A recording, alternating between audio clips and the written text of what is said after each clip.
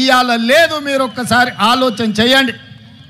ఆనాడు 94లో doctor KVP Ramachandra Rao గారు సజీవ సాక్షి.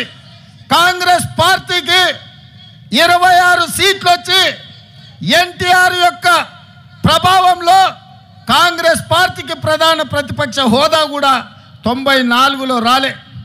అప్పుడు ఢిల్లీ ఆలోచన చేసింది, ఇక ఆనాటి ఉమ్మడి ఆంధ్రప్రదేశ్లో పార్టీ బ్రతకాలన్నా కార్యకర్తలకు అండగా నిలబడాలంటే ఒకే ఒక్క నాయకుడు వైఎస్ఆర్ చేతికి పగ్గాలు అప్పచెప్తే తప్పకుండా కాంగ్రెస్ పార్టీ కార్యకర్తలకు అండగా నిలబడతారని ఆనాడు వైఎస్ఆర్ను ఆంధ్రప్రదేశ్ కాంగ్రెస్ పార్టీ అధ్యక్షుడిగా నియమించారు.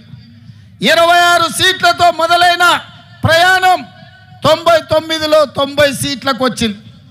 అధ్యక్షుడిగా ఉన్న రాజశేఖర రెడ్డి గారు ప్రధాన ప్రతిపక్ష నాయకుడిగా మారిండు.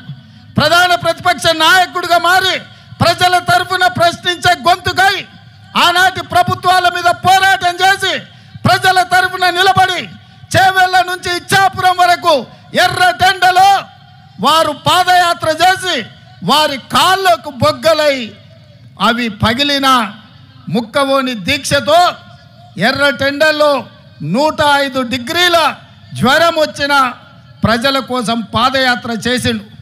రాజశేఖర రెడ్డి గారు ఆనాడు పాదయాత్ర చేసి ప్రజల కష్టాలు తెలుసుకొని దళితులు, గిరిజనులు, బలైన వర్గాల కోసం, ఆదివాసీల కోసం, అడవులలో ఉండే బిడ్డల కోసం, మహిళల కోసం, మైనారిటీల కోసం వాళ్ళ సమస్యలను అడిగి వాళ్ళ గుండె చప్పుడు విని 2004లో ఇందిరమ్మ రాజ్యం తెచ్చిండు. కాంగ్రెస్ను అధికారంలోకి తీసుకొచ్చిండు. 33 ఎంపీలను గెలిపించి కేంద్రంలో యూపీఏ ప్రభుత్వాన్ని ఏర్పాటు చేసిండు. ఆనాడు